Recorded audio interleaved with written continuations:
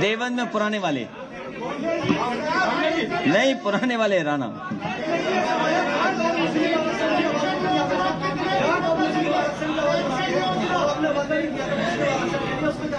देखिए, ये बड़े सवाल हैं, आरक्षण वाले बड़े सवाल है। मूल भावना से नहीं खिलवाड़ होनी है।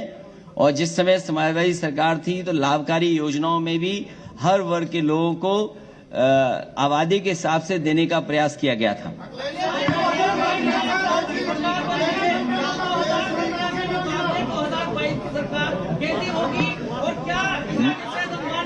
मैं आपको बधाई देता हूं, धन्यवाद देता हूं कि 22 की सरकार अच्छी होगी, बेहतर होगी और किसानों के और नौजवानों के हित में होगी।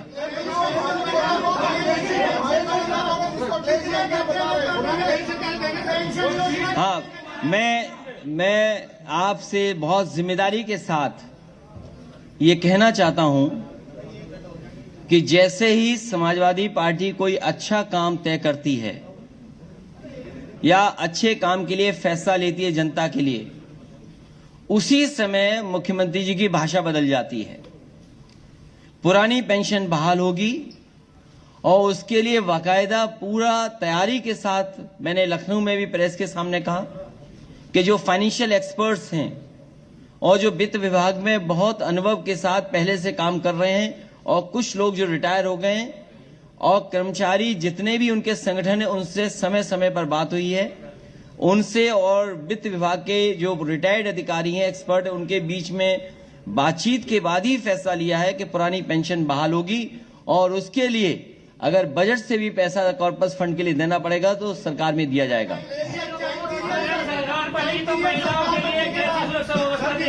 महिलाओं के लिए बेहतरीन सुरक्षा होगी। उनके लिए पहले भी सुरक्षा देने का काम समाजवादी सरकार में हुआ था।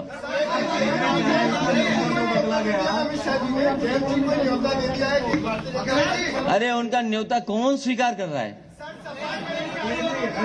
और सोचो हालात कैसे हैं। देखिए उनके हालात कैसे हैं, हालात कैसे उनके, सोचो न्योता देना पड़ रहा है। और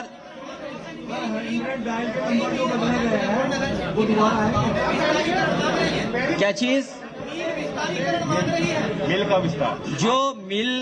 जो मिल की कैपेसिटी का अगर विस्तार होगा तो वो तो तय होगा सरकार बनने के बाद। सरकार तो बनाओ आप।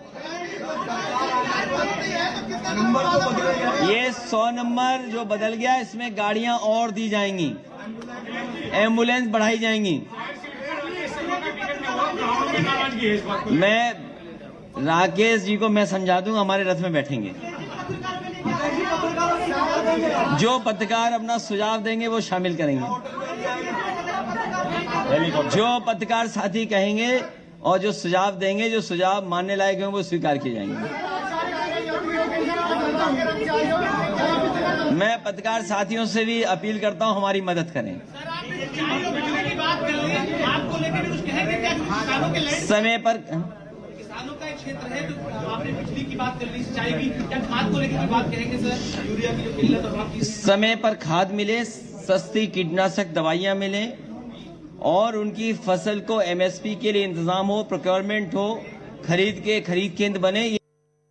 साथ ही साथ किसान जो अपने गन्ने भुगतान के लिए समय समय पर उन्हें आंदोलन करना पड़ता है, इस बार आंदोलन नहीं करना पड़ेगा। कॉर्पस फंड बना करके उनका समय पर भुगतान होगा।